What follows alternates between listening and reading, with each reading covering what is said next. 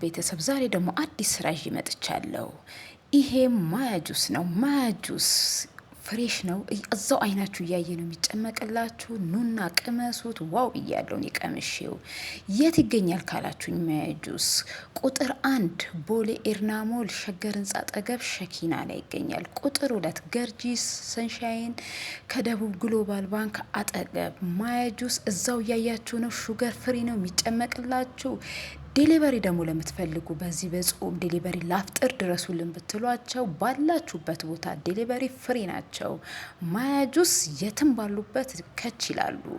ደውሉ፣ እዘዟቸው። ስልክ ቁጥራቸው 0941 30 10 ማያ ጁስ ብለው ይደውሉ።